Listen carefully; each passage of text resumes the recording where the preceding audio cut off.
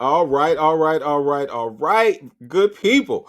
Welcome to Brave Voices in Education, the podcast where boldness meets brilliance and healing meets hustle. I'm Craig Aarons Martin, and I've created this space for educators, for leaders, change makers who refuse to shrink, especially in this time. This is kind of where Beyonce's Freedom and Kendrick Lamar's Not Like Us meets school halls and boardrooms and more.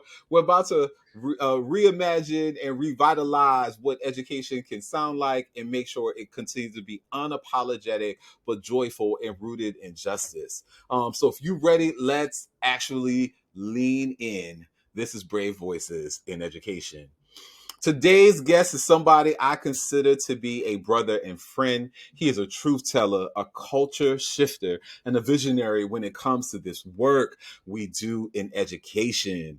Kwame Sarfo-Mensah is the founder of Identity Talk Consulting LLC, a global education empire on a mission to help K-12 educators become more identity affirming educators. And let me tell you, he is about that life. Identity Talk Consulting is not just another PD company, it's a whole movement rooted in empowering teachers to show up fully and lead boldly for their students. Before launching his firm, Kwame put in that classroom work, teaching middle school math for 9 years in Philly and Boston. He has a bachelor's in mathematics, master's in elementary ed from Temple. So the receipts run long, the practice runs deep.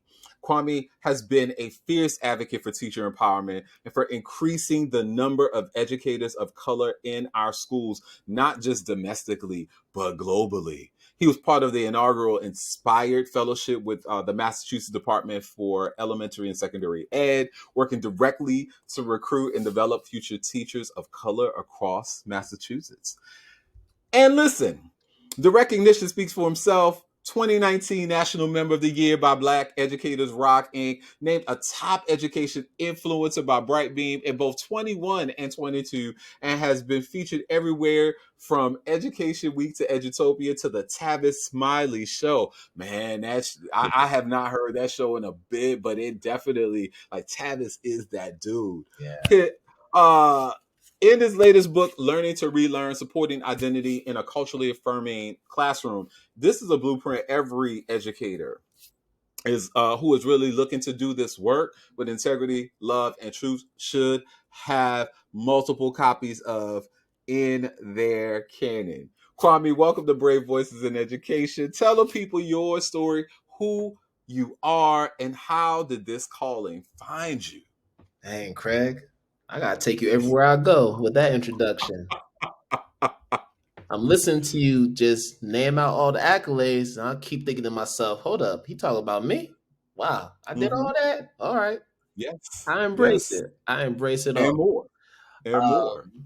Now, as far as who I am, now Craig, he went ahead and just shared the professional accolades and the story there.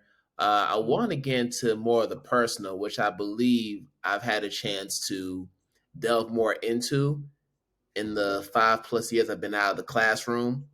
One thing I've come to realize is when we're in the classroom as educators, we primarily use that piece as our identity that we lead with in conversations and when we talk to people.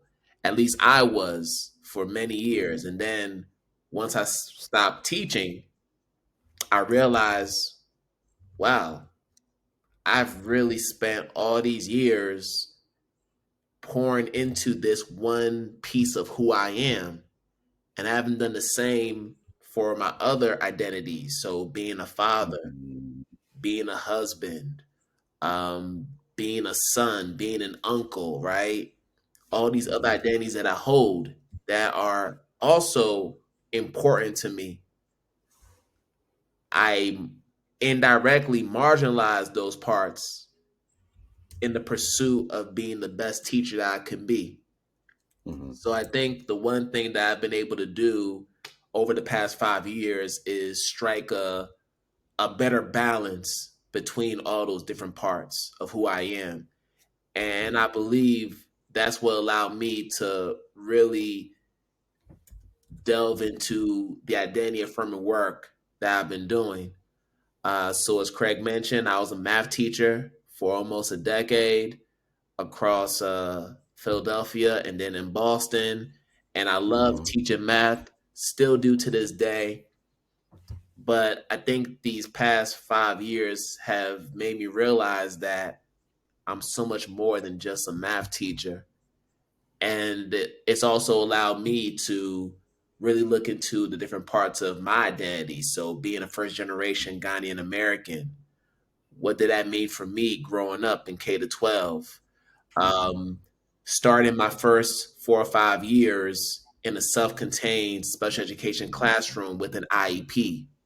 What Mhm. did that mean for me, right? Um, Being in Ghana for 3 years during my middle school years and learning about my culture, the birthplace of my parents, and Mhm. understanding what that means to me, and then coming back to the States and going to a predominantly white high school where it was a total opposite of what I experienced in Ghana and Mhm. deal with the microaggressions that I dealt with there. So my journey's been very much up and down. And when I look Mhm. at the common thread between those different stages of my K Mhm. 12 journey, and even going into higher education when I was attending Mhm. college, it all comes back to identity. It all comes back to getting a better understanding of who I am, but also Mhm. how people perceive me as a Mhm. result of the different social identity markers that I hold. And the more I was able to come to grips with that and to understand that, the more I was able to do that with other people. Mhm. And that's essentially how the podcast, which you've been a guest on, Craig, was born. Identity Talk Educators Live. It gave me an opportunity to create a classroom that allow for educators, particularly educators of color, to come on and just share their deepest vulnerabilities and to unpack those stories that they may not have been able to unpack in their respective schools.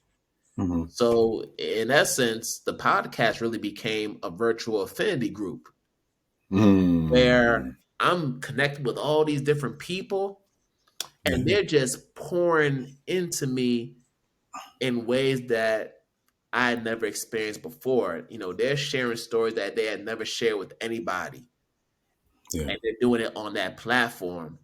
And the more I was hearing these stories, the more I realized there's something here that I Mhm. can draw from. Like, people need to hear these stories Mhm. because I'm in an international, like, I'm now international. My sons go to international schools where they are in the minority, being black boys. Mhm. And they're seeing all these different children from different walks of life. Mhm. So when I think about what they're experiencing, when I think about my Mhm. own experience, being a student in Ghana public schools, Mhm.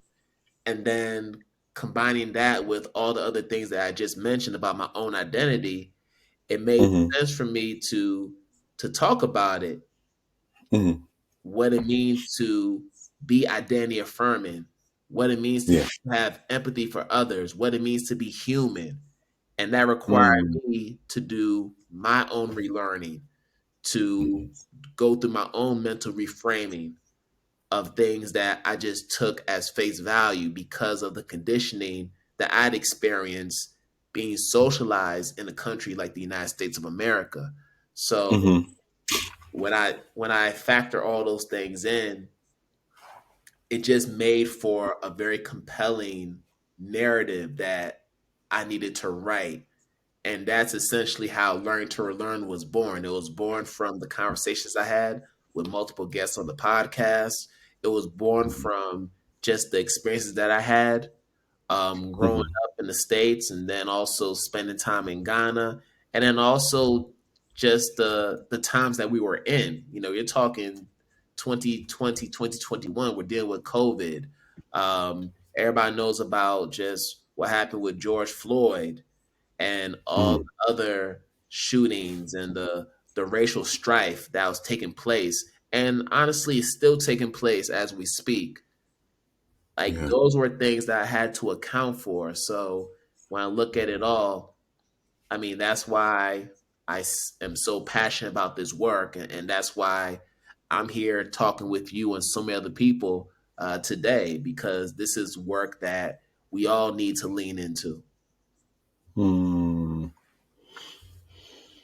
I appreciate the fact that what you have done for us is you have given us and continue to give us language to be able to have conversations about the multiple ways that we can show up.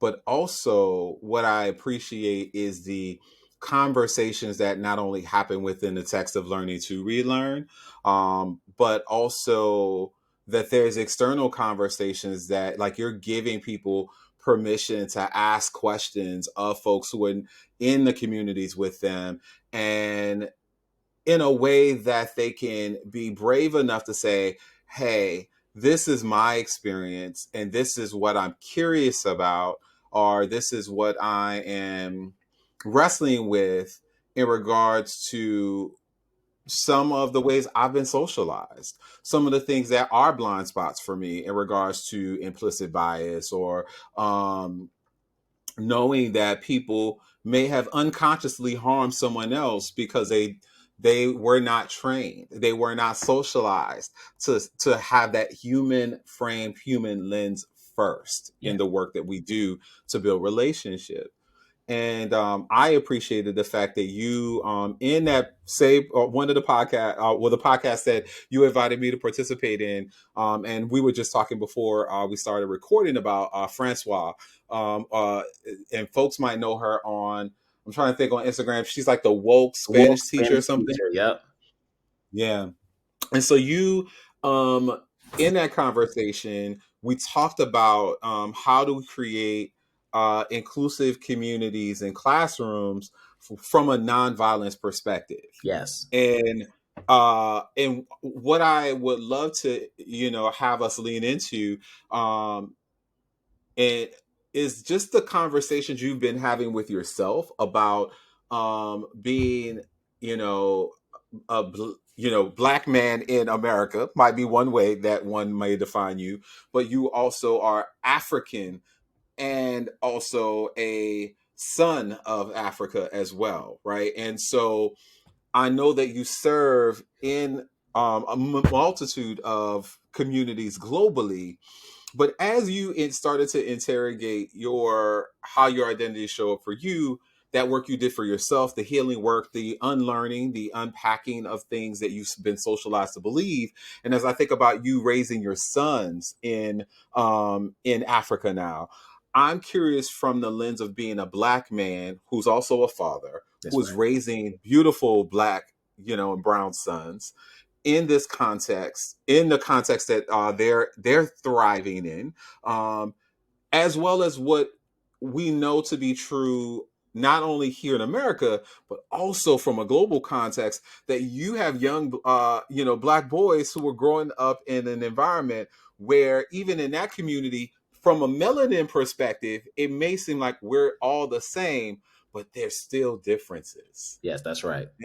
And so I would be curious if you would lean in and share a little bit more about that, because I think that people may, I know they've said it to me, oh, you're going to Africa, you'll be fine. And I'm like, even when I was there in Ghana with you, and I've been in Tanzania, Mhm. depending on, how people say the name according to cultural, context. Sure. Um, I've recognized that there's still a line in regards to how people see you, how they approach you, how they receive you, how they embrace you.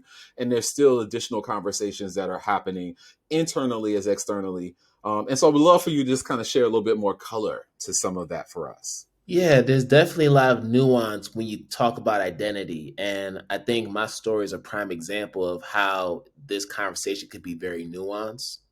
Mm-hmm. So, in order to really understand the complexities of what we're delving into, there has to be a foundational understanding of what intersectionality is. So, for Mm-hmm. anybody that has studied Dr. Kimberly Crenshaw's work on intersectionality, you understand that as humans, we come with these different components of our identity. So, there's our race, there's language, ethnicity, gender identity, sexual orientation, and a gazillion other markers that we can use to define who we are, right? Mm-hmm. So when I was growing up in the United States, my lens was very limited.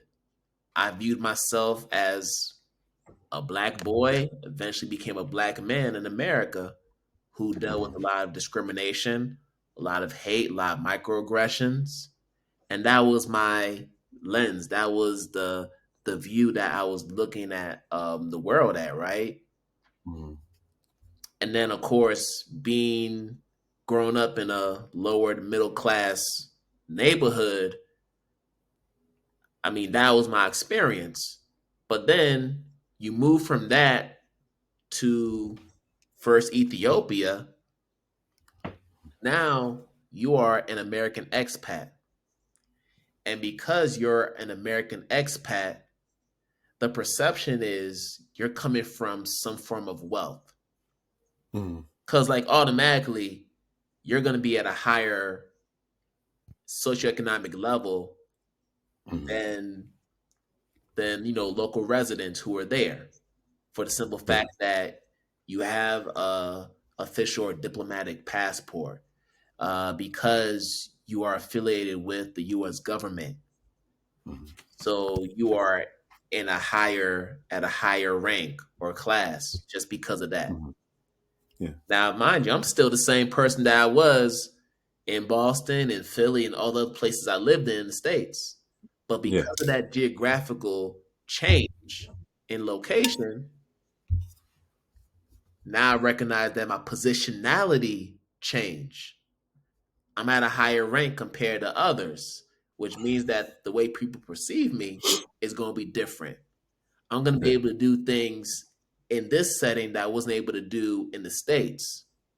I'm going to be able to access certain spaces that I wouldn't be able to access stateside, because Mm-hmm. now I have more privileges, which comes with Yeah. power. So when I look at the differences between being a black man in America versus being a black expat Hmm. on the African continent, it comes down to those three P's: privilege, positionality, and power. Recognizing that because I'm able to speak fluent English, that Mm-hmm. provides me with access to certain spaces that others who aren't as fluent wouldn't be able to access. Understanding that because my wife works as a director for a US governmental agency, that allows us to have certain perks. That allows Mm-hmm. us to have certain processes expedited because of the rank and the class that we're in. Um, and also, I mentioned the passport. Because we have American passports, that allows Mm-hmm. us to not have to pay certain visa fees. That allows Yeah. us to be able to travel to a multitude of countries without having a whole lot of interference. There's a lot of different perks that come with being in the foreign service and being in a foreign service family that I didn't experience growing up as a kid. We came Mm-hmm. from blue collared backgrounds. My wife and I, my wife coming from a Caribbean family where Yeah. father in law is from Barbados, and then my mother in law is from Panama. Growing All up in right. Boston, being a Metco kid who was going from Boston to Arlington. to go to Mm-hmm. school. So being bussed out there every single day, people who Yeah. are from the Massachusetts area, Boston area, you know what Mecco is and the whole history behind that. But that was her experience. And then in the case of Mm-hmm. me, you know, I came from a household where education was of a high priority, and we had to get the grades in order to be able to have certain things, right? It wasn't a case where we had domestic help. We had to do chores. We had to rake the leaves. We had to shovel snow. We had to take out the trash, wash dishes, scrub the bathtub, sweep the floors. We had to do that growing up as chores. My sons, well, my oldest son, my youngest son is only about to be 2, but with them, they're in a situation where they have domestic help. Like we have housekeeper, we have a nanny Mm-hmm. who's taking Mm-hmm. care of a lot of those things. My wife and I appreciate the luxury of Right. having domestic help and not having to do the chores that we would have to do in the States. We also understand that it Mm-hmm. presents a it presents a false reality to our children because that's their norm. So trying to Yeah. teach lessons and responsibility while also Mm-hmm. living in a place where you're afforded so many privileges and so much luxury, that's a challenge as a parent. But there are ways in Mm-hmm. which we've figured out how to implement some of those lessons, but it's Yeah. something that we still try to figure out together as parents. But I think those are just some of the differences when you look at being black in the States versus being black as an expat. Now there are some similarities too. Now when we think about being in the States, I think Mm-hmm. racism in the States is a more overt. The discrimination is a lot more overt stateside. Whereas when you are in the position that we're in, being Mm-hmm. black expats, it's a bit more covert. Yeah. You see a lot more, you deal with a lot more microaggressions, a lot of slick comments Yeah. that don't appear to be insults or discriminatory, but they actually are. Mm-hmm. So a lot of it is that, and then there's a lot of, I guess, invisibilization when it comes to certain things that are happening in schools, when it comes to Mm-hmm. accounting for the different cultures that are represented in international schools. Like my son goes to an American school, an American international Yep. school that is very American in its orientation, even though there are students who are coming from European countries, you have students who are coming from different African countries, but Mm-hmm. yet the orientation of it is very much American, which kind of fails to account for the diversity that's there. And that's not to say that they don't celebrate the diversity and they don't do certain activities and events that do celebrate Mm-hmm. that, but they don't go deeper than that. And that's where a lot of the issues are happening. Yeah. But I think it's been interesting. Now, if I were to choose between living in the States and living abroad, I'm choosing living abroad all day, every day. It is definitely easier to raise kids abroad Mm-hmm. than it would be in And my what are case to try to raise them in Boston. Like I'm trying to imagine Mhm. my son, being, let's say, being in BBS, Yeah, and we still have our home in, Dorchester, Mattapan area, knowing what goes around, what's going on in that area, and knowing how, certain things go down, that will be a culture shock to my son because he's never really seen that. Only when we come back in the summertime and we may take him to Roxbury and other parts. yeah. But for the most part, it's very much been this reality, right? Being in this kind of this United Nations type of vibe.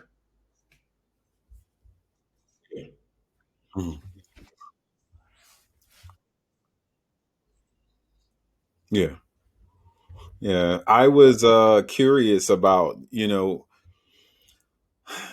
is clear that you, when I think about just the ways you're showing up bravely for folks, one, are continuing to have the conversations that are absolutely necessary with a diversity of folks who share all kinds of beautiful identities and experiences in classrooms. You have an incredible book that that is like I said before, a canon. It calls you in to really do a deep examination of who you are and what you show up and how you show up in classrooms, and how do you create the spaces where your sons can see themselves not only in the context of their learning, the relationships they are having with other classmates in the community at large, but also as they think about, like, your sons are positioned as global, citizens. They are not just learners; they are going to be creators. They're going to That's be right. entrepreneurs. They're going to be innovators. They're going to add to the humanity wherever they are. And you want educators who are also shaping and aligning their journey with what you hope for, what your wife hopes for them, that ultimately those young people have the tools they need in order to do all the things that they can dream of and more. And so, as you, a myriad of things that we're having conversations about in this environment, you share that your wife works for a governmental agency that does education work. I'm curious, for you, as you continue to do this work, I would say the book that you have is absolutely a brave and set of anecdotes and research and more. Your living in existence is also radical and revolutionary as well. But I'm curious, lately, how have you I shown think up by bravely in continuing to call in things for these what they spaces, are, according to you? um, even though we are in a space right now where there's still a great amount of Hmm. censorship when it comes to language, when it comes to learning resources that are identity affirming and culturally responsive to students who are coming from most marginalized backgrounds, particularly our historically marginalized students. Um, I think the way I continue to show up is to continue to amplify the people who I know align with me when it comes to this work. The people who I feel should be front and center, I do what I can to amplify them because I understand that in order for us to overcome what's happening right now, it's going to require community, it's going to require collectivism. That has to be the strategy in order for us to get to where we want to go. And that can't happen if we're trying to be in competition with each other. So for me, I've been emphasizing the importance of investing in the people who are being true to the work. So, like, for example, I'm here on your podcast because I know the work that you do and you have the receipts, and you're about that life. I know that about Craig. That's why Hmm. I can come to his podcast and have this dialogue Hmm. because I believe in the work that you are doing. I don't do that for every person. There are certain people that I will turn down if I feel like Hmm. you're not about it. But I know the people who are aligned with me, and I know if push Mm. come to shove, we're going to support each other. So that's that's my thing. Really focus on community, being in partnership with Yeah. organizations and agencies that are still committed to doing work, whether you want to call it DEI, whether you want to call it culture responsive work, identity affirming Mhm. work. If you are of that ilk and you're still committed to doing it in spite of the resistance that's taking Yeah. place, that's who I want to partner with. And I've just made it an effort to continue to build those Mm. partnerships with those agencies, with those individuals, with the people who I know are about it. And because I know that's the way that we have to go in order to overcome these next at least 4 years. So,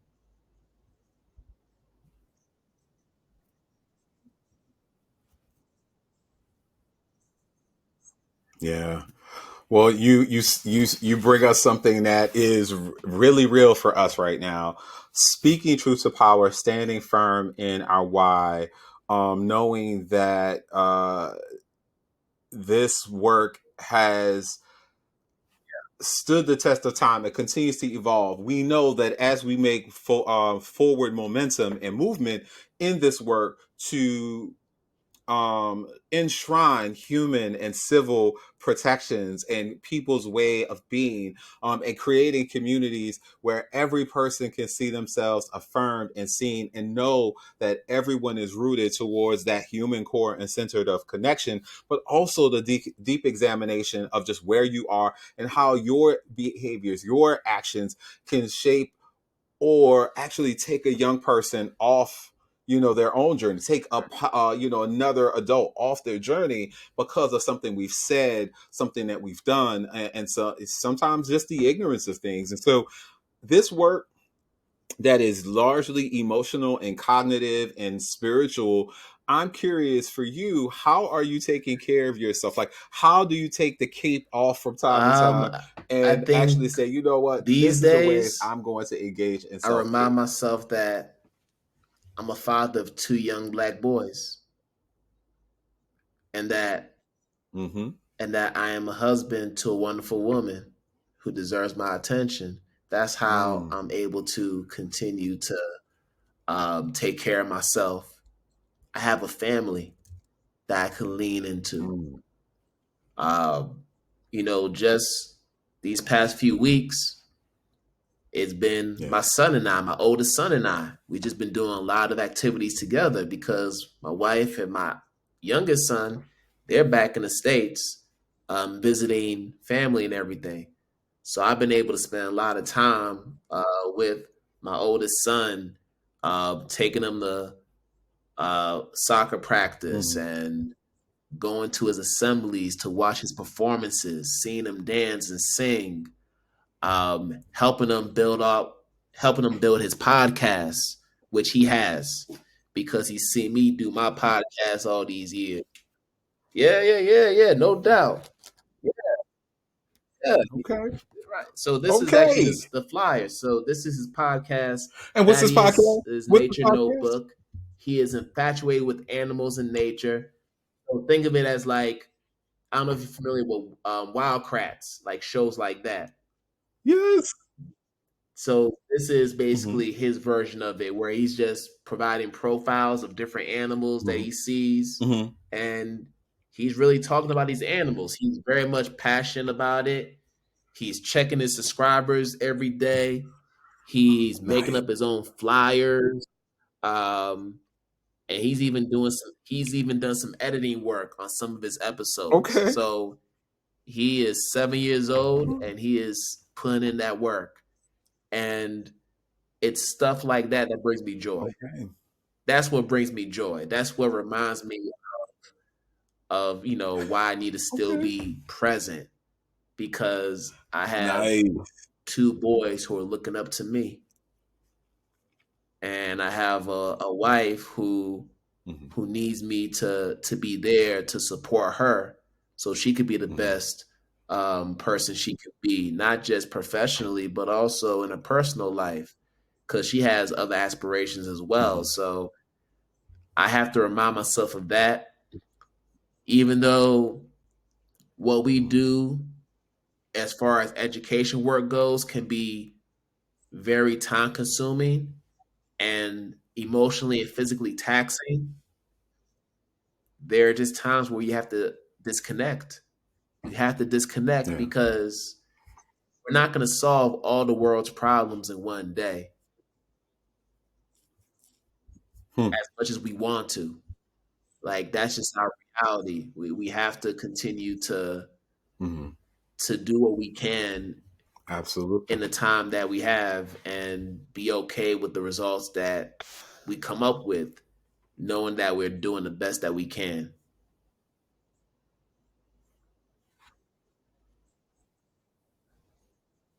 Mhm. Absolutely. Absolutely. Well, I appreciate you sharing so much, and we got to make sure we, tag, your wonderful son Thaddeus's podcast, and Yeah. I saw some of the visuals in some different places, so want to make sure we show some love. All right. So before we go, I just want to see if we can have a little fun before we close out. I call this, a game called Brave or Nah. All right. And so it's just to find out how bold you really are when life gets real, random, or a little ridiculous. And I just want to, present a few scenarios, and you just tell me whether or not you would do it or not. And you'd be like, Got it. yep, absolutely do it. I'm All right, brave enough cool. to do it, or have done it, or nah, not my thing. All right. It's all love, no judgment. Okay. So, from a Oh, food and hell culture no. perspective, have you or would you eat a cricket taco at a street market?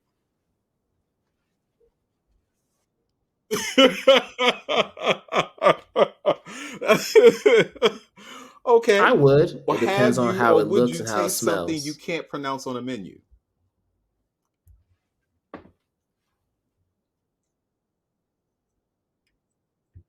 Okay. And what's the last thing you've tried that you Dang. couldn't pronounce it on The could not last thing that pronounce I the couldn't name of it on the pronounce menu, on but the you did menu, but lean it in and tasted taste it? pretty good. I got to think about this one. Mm, mm. Mm-hmm. Yeah, dang.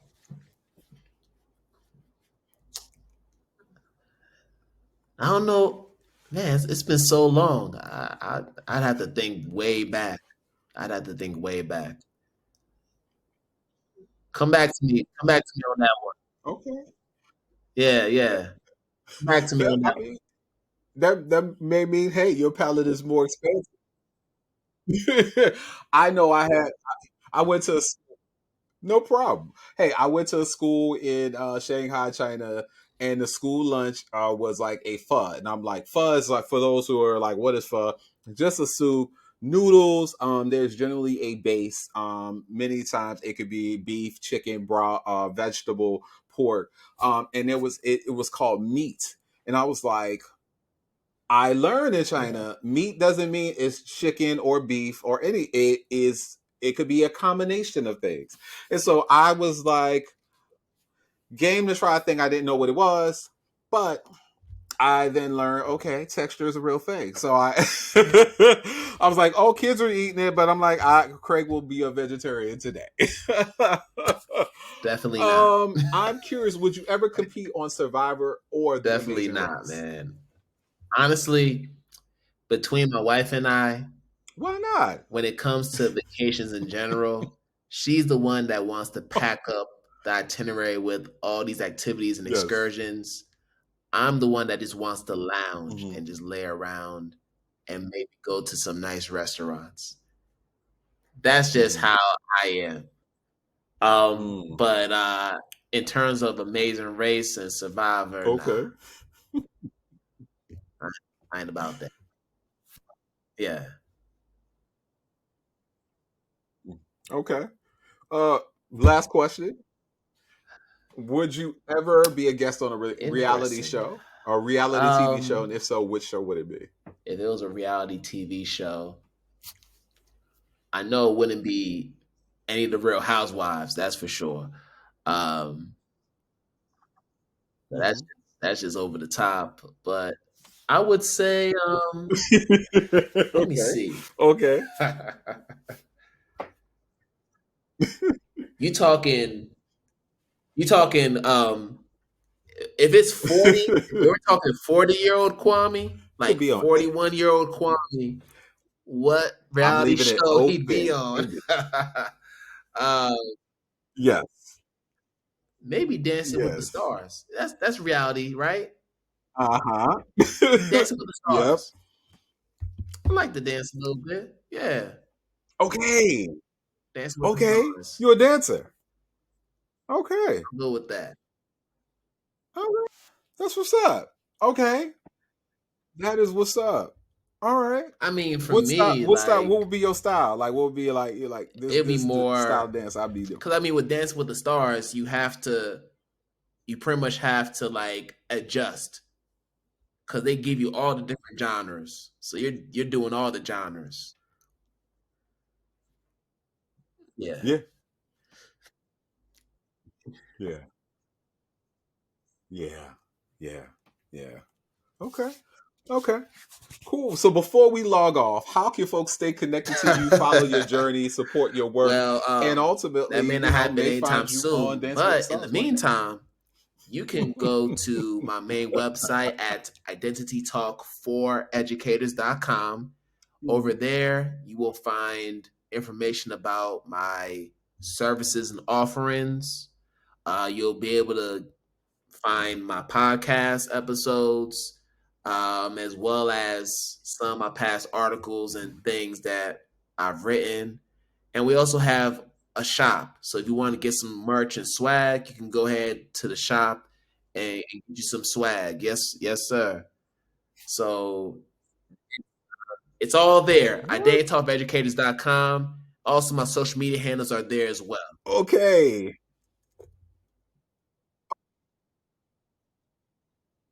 Okay. Yes. Okay, we'll definitely drop that in the show notes for folks. Yes. I am That's right. checking out the shop. Oh, stay true to the teacher in you. Okay, love it. Love it. Yes. Okay. So we're gonna make sure we actually include that. We also have some stickers and some other great Yes. stuff. And then, There's of course, drinkware on here, there's bags. get you a Man, copy of I this love book. it. I love it. I love it. I Get love you a it. copy of Oh, this. pretty amazing. Not just one. Get one for your friend. Tell your friend to Yes. tell a Got friend to not tell just a one. friend about this book. Not just one. Get Um, multiple copies. this is the book that you Yes. need in your library. I don't care if you're a teacher, if you're an administrator, if you're a parent, or just a community member or stakeholder that just cares about the education of children. It's a book that you need to have in your library. And it's a book that's really going to challenge you to really do some deep internal work, which is what we all need to do in order to be present and be a part of this movement that we're still trying to build.